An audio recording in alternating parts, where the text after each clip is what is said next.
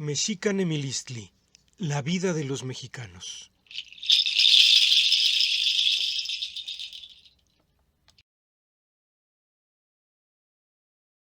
Oxecpa Máximo Hualmícano en Uchichihua, Nostin Almehuantin. Nuevamente sean todos ustedes bienvenidos a esta serie de programas que hemos elaborado justamente para abordar el tema de los derechos y la cultura de nuestros pueblos originarios. Ya hemos platicado en programas anteriores de un panorama general de lo que ha sido pues la relación entre los pueblos originarios desde tiempos de la colonia y de la conquista hasta los tiempos postrevolucionarios, en que se ha visto a los pueblos indígenas como un problema. Se hablaba en todo el siglo XX, con una política de Estado que se llamó el indigenismo, de que se debía atender la situación de la cuestión indígena debido a que los pueblos indígenas representaban pues un atraso, una miseria, un abandono que querían dejar para proyectar hacia el mundo la imagen de un México moderno. Es así que desde el Estado se lleva a cabo esta política que busca integrar a los pueblos indígenas, que dejen su forma de producción autosustentable por una forma de monocultivo explotable y que pueda participar del ciclo económico de la nación,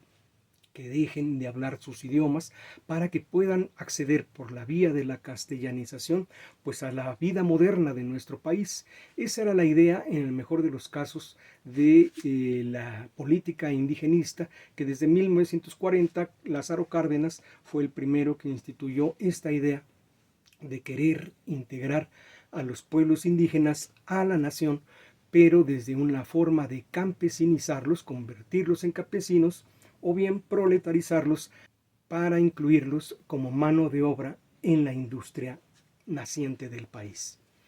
Para fines del siglo XX, el indigenismo también atravesó una etapa de contrainsurgencia,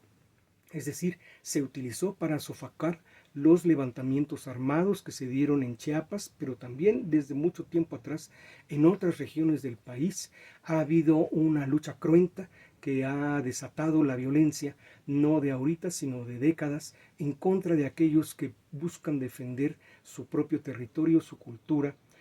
su lengua inclusive, porque hay intereses de por medio muy importantes de empresas transnacionales, ya sea mineras, ya sea de exploración energética,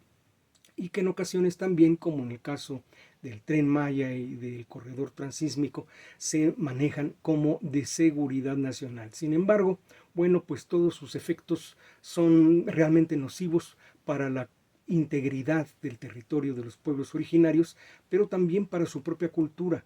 al ser sometidos a una transformación de su modo de vida que va a provocar que en el futuro diste mucho de lo que todavía ahora es. Vamos a ver la segunda parte de la entrevista que hicimos con el doctor Carlos Manso. Él es profesor investigador de la Universidad Autónoma Comunal del Estado de Oaxaca, la UACO, en su sede del Istmo de Tehuantepec, en Unión Hidalgo, Oaxaca, y que ya en la ocasión anterior nos estuvo comentando sobre la importancia justamente del territorio, entendido como la base material de cualquier pueblo, de cualquier nación, pero también el territorio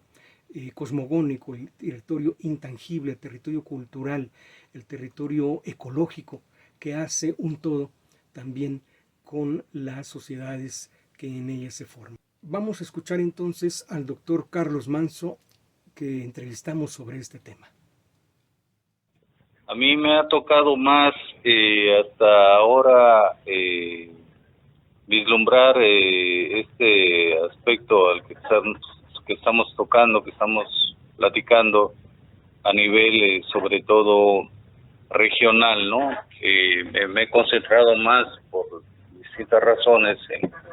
el proyecto que hemos tenido a nivel de educación superior para los pueblos originarios en distintas regiones del estado de Oaxaca, que se centra en el tema de la Universidad Autónoma Comunal de Oaxaca, y en ese sentido pues haz de cuenta que no he podido asistir a las conferencias, asambleas, encuentros nacionales que cotidianamente se realizan por lo menos 3 o 4 veces al año en en todo el país por distintas iniciativas. Una de las que me parecen importantes es precisamente la del Congreso Nacional Indígena, ¿no? Pero en ese sentido no podría un poco como tener suficientes elementos para conocer hasta dónde ha variado con respecto a por lo menos los últimos 15 años la situación del movimiento indígena en el país, ¿no? Pero por lo que sabemos, hemos visto que la participación de la gente que estaba o que sigue todavía en la Sexta Nacional e Internacional se ha implicado más en el movimiento indígena nacional, o lo que queda de la articulación del movimiento indígena nacional a través del Congreso Nacional Indígena. Necesidad de internacionalizar un poco las demandas, la difusión y el alcance de la comunicación del Congreso Nacional Indígena, incluido también pues lo que el neozapatismo se está planteando en términos de una forma de comunicación y de interacción a nivel internacional con espacios y colectivos con los cuales mantienen esta interacción por lo menos desde los últimos 20 años. Entonces, pero en ese sentido, a mí me parece que el Istmo de Tehuantepec pues, es un espacio, una geografía, una región que pues sí se ha visto de alguna manera impactada, ¿no?, por los distintos megaproyectos que, si bien es cierto, en un principio hace más de 20 años eran impulsados sobre todo por capital extranjero, por empresas transnacionales, y hoy pues tenemos una mezcla de intereses estatales, ¿no?, sobre todo en lo que se refiere a las ampliaciones de las refinerías, a las ampliaciones de los puertos, tanto en la zona de Coatzacoalcos como en la zona de Salina Cruz, en lo que se refiere a los grandes proyectos de comunicación, ya sea de modernización de los mismos o de ampliación de los mismos, como son el caso del corredor interoceánico o el proyecto de comunicación interoceánica, ya sea por el ferrocarril como por la construcción y la rehabilitación de aeropuertos, y con un cierto agravante para mi gusto que en este sexenio ya no se pudo ver realmente materializado, que era esto que se hablaba de los parques industriales, y que me suena a lo mismo que habíamos visto ya con Peña Nieto y Calderón en el diseño de lo que eran las grandes áreas económicas, como tipo la visión finalmente economicista norteamericana de la creación de polos de desarrollo económicos a partir de la inyección de inversión en el sector industrial, ¿no?, como se quiera ver. Países como pues Estados Unidos, Alemania, Japón no piensan ya seguir intensificando en sus propias latitudes, en sus propias regiones, y están dejando a Latinoamérica como el patio de los desechos, en donde sí podamos combinar este tipo de proyectos que dejen desde petroquímica hasta escombros, y a mediano plazo patios de fierros viejos que no sabemos qué va a pasar con ellos por la obsoletización de los proyectos, como pueden ser los proyectos, por ejemplo, generadores de energía eólica, ¿no? Y estamos viendo ahorita cómo prácticamente más de la mitad de los generadores están descompuestos, tirando aceite, y todo ese desecho, aunque estén perdiendo los juicios en materia de derechos agrarios por la violación de derechos agrarios que esas empresas han cometido contra las comunidades, no se van a llevar las 1,000 toneladas de cemento que tiene cada aerogenerador en sus bases, no los van a deshabilitar, todo eso se va a llegar a convertir en un cementerio de fierros viejos y concreto que va a ser muy difícil restaurar, ¿no? Ambiental y ecológicamente hablando, aquí en la zona de la planicie sur del Istmo de Tehuantepec, ¿no? Entonces, el Istmo de Tehuantepec, pues desde, por lo menos en estos últimos 70 años, pues ha sido un laboratorio de proyectos fallidos, ¿no? No sé hasta dónde podrían considerarse exitosas las grandes hidroeléctricas con el costo ambiental que han tenido en la desecación de los, no solo de mantos superficiales, sino también de mantos freáticos y de los cursos de los ríos que fueron interrumpidos en la creación de estos modelos infraestructurales,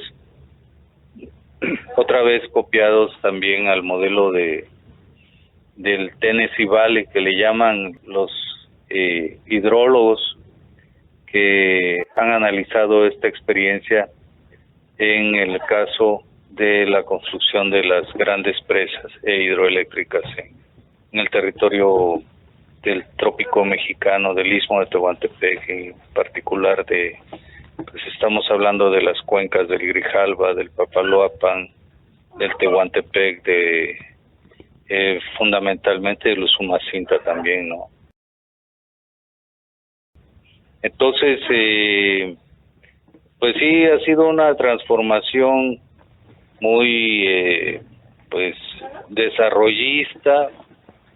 pero para mi gusto, pues muy, con muchas afectaciones al ambiente que originalmente se tenía en estas tierras y con mucho impacto que nunca fue evaluado en términos ni regionales y mucho menos macro regionales, y que estamos empezando a padecer, y que lamentablemente no hay una visión de política económica que trate de conciliar esas dos maneras, esos dos modelos, de un modelo más, digamos, humanitario, un modelo más podríamos decir pues ambientalista o ecologista, con un modelo tradicional desarrollista típicamente capitalista de los años 70 o antes, y que subsisten dentro del bloque, pues, hegemónico en el poder en la definición de sus esquemas de desarrollo que conciben hasta el momento, ¿no? Y este sexenio que termina, pues no fue la excepción en ese sentido, ¿no? Todos estos debates parecieran inconclusos que hemos estado asistiendo y viendo con mucha pena sobre la validación del uso del glisofato o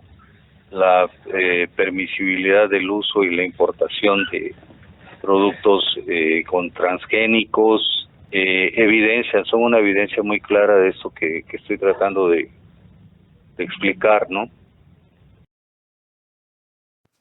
Bueno, esta ha sido la segunda parte de la entrevista con el doctor Carlos Manso, que es profesor investigador de la Universidad Autónoma Comunal del Estado de Oaxaca, la UACO,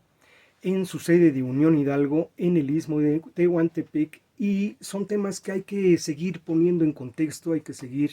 estudiando, acudiendo, sí, a las investigaciones recientes y anteriores, pero también a la experiencia de quienes han participado y siguen participando de alguna manera en todos estos movimientos. Hay que decir que también se ha transformado la composición, pues, del movimiento indígena, como tal se le conoce, y que ha ampliado sus fronteras en muchos casos, y en otros pues se ha visto constreñido, pues, a las políticas del gobierno en turno. Entre los libros que les recomendamos de Carlos Manso se encuentra Comunalidad, Resistencia Indígena y Neocolonialismo en el Istmo de Tehuantepec, siglos XVI a XXI. Es un libro que reúne muchos años de investigación sobre la región, aplicando la teoría y el método del diálogo cultural para abordar la resistencia india ante el colonialismo centenario y el neocolonialismo reciente. A su vez, Las tierras comunales de Juchitán y Unión Hidalgo, Oaxaca, es un libro que aborda los conceptos de cultura y comunalidad expresados en la tierra comunal, que da unión y sentido a las comunidades originarias frente al despojo neoliberal. Asegura el autor que nadie puede vender ni rentar la tierra comunal, pues es precisamente eso lo que nuestra gente requiera para renacer y cuidar la madre tierra. Los invitamos a visitar entonces y registrarse. Nuestro sitio es ceacatl.com, donde podrán conocer este y muchos otros libros sobre lenguas y cultura náhuatl, historia y cosmovisiones, así como también de movimientos sociales. Y a estar al pendiente de las próximas emisiones de esta serie, en estos programas donde seguiremos abordando los derechos y la cultura de nuestros pueblos originarios.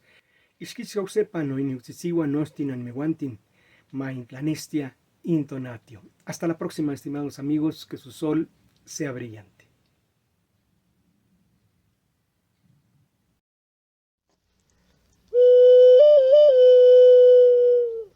Mexican Emilistli, la vida de los mexicanos.